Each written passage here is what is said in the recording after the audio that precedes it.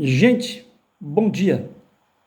Por aqui o professor João Luiz, pelo De Pé de Orelha. Hoje, dia 9 de maio de 2024, faremos uma reflexão a respeito da política nos dias de hoje. 2024, né? Este ano, a política eleitoral, ela trata da eleição dos vereadores e prefeitos. E ela é indispensável no readequamento, né, na reorganização das bases, porque atinge a população votante do país nas bases eleitorais, onde são os prefeitos e vereadores, né?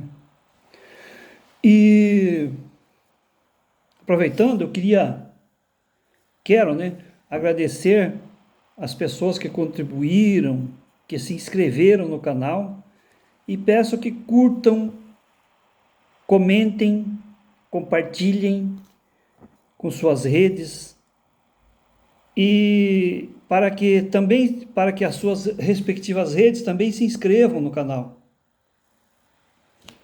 para participar.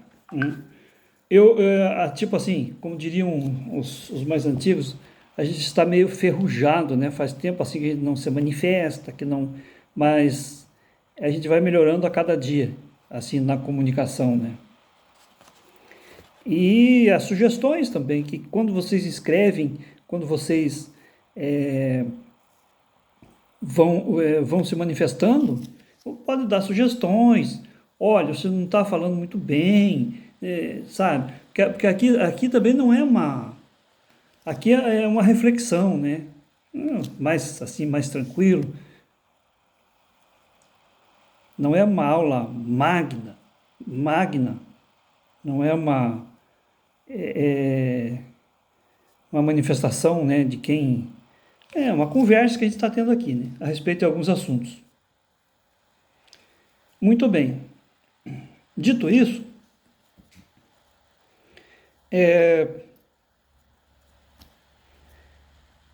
como a gente já comentou aqui, que das bases, então, construindo as bases. Então, o eleitorado do país, ele tem etapas. Então, tipo, por exemplo, agora nós estamos construindo pelas bases, né? É aquela eleição onde está mais perto do povo. O candidato a prefeito, o candidato a vereador, é aquele que fica de olho no olho, aquele que está próximo aqui do eleitor, mais próximo do eleitor, né? Apesar de que hoje a gente tem a televisão, tem aí as mídias, né? Parece que a gente está junto lá com o senador, com o deputado, com o presidente da República, mas ele está mais longe e ele nem chega perto da gente, né? Mas o vereador tem que estar aqui, porque o vereador e o prefeito é aquele cargo que está no seu município, na nossa cidade, né? Eu sempre digo assim, qual é a função de um prefeito? Aí tem São Paulo, Rio de Janeiro, tá, mas os municípios pequenos, por exemplo, os menores municípios, qual é a função do prefeito? Ele tem uma função principal: cuidar do povo, cuidar da cidade. Tem que construir obras, tem que fazer... Tá, se for necessário, precisa, mas primeiro cuidar do povo, cuidar da cidade. De tudo, das ruas, né? O prefeito que não cuida da cidade, que vai pensar em que mais, esqueça de ser. Não vai ser um bom prefeito. Não vai administrar bem.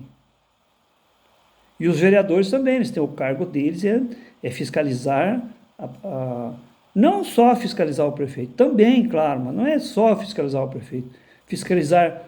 Não só fiscalizar as contas da prefeitura, mas fiscalizar o bom andamento do trabalho nas ruas, lá da coleta de lixo, lá do posto de saúde, lá da escola, das escolas, das creches, enfim, das estradas, das ruas,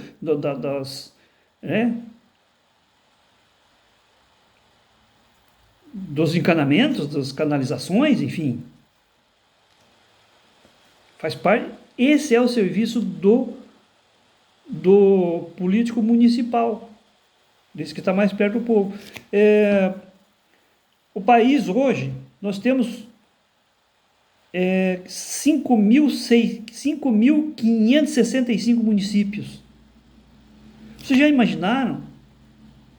20% dessa quantia forem bem escolhidos, forem prefeitos bons? Vocês já pensaram isso? E os vereadores? De todo desses municípios, quantos vereadores será que serão escolhidos aptos para a função? Porque a gente que anda por aí, quase no Brasil inteiro, a gente vê prefeitos incríveis. Prefeitos incríveis. Que a gente não tem noção do que é o cara.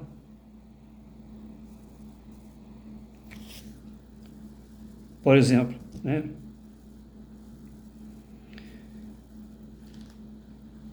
O que a gente analisa? Capacidade técnica, capacidade de gestão, caráter. Porque caráter não se compra. Como é que vai adquirir o caráter? Só mesmo da pessoa. E a gente observa muito hoje que a política virou um comércio, virou um negócio, né? Sim, vai lá e faz a conta lá, pega lá eu vou investir quanto? Quanto que eu invisto? E quanto eu vou ganhar depois? Parece que a política virou um meio de vida, uma profissão, uma carreira. Tem gente que fala assim, não, vai fazer carreira na política. Como assim, carreira na política? Ah, não, ele sai vereador, depois sai prefeito, depois sai deputado. Depois, quem sabe, lá um governador, aí diz assim, ah, não, mas não teve sucesso. Por que não teve sucesso? É porque ele foi vereador uma vez, 2 vezes, só não foi mais nada. Como assim não teve sucesso?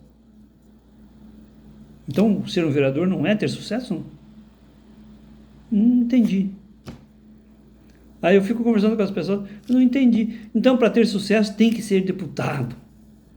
Pelo menos 8 vezes, 6 vezes, 5 vezes, não sei. Então, na nossa mente, é meio que complicado também, né? E uma outra questão são as coligações, né? Os apoios. Quando a gente fala em coligações, parece que a gente está vendo assim, cifras. Ou tipo assim, não, para fazer coligação, não, eu preciso de ver quem é que são os candidatos. Preciso de ver quem que tem mais quem tem mais possibilidades, quem tem mais condições. Quem tem mais condições para poder bancar uma campanha? Por exemplo, essa é a ideia, né?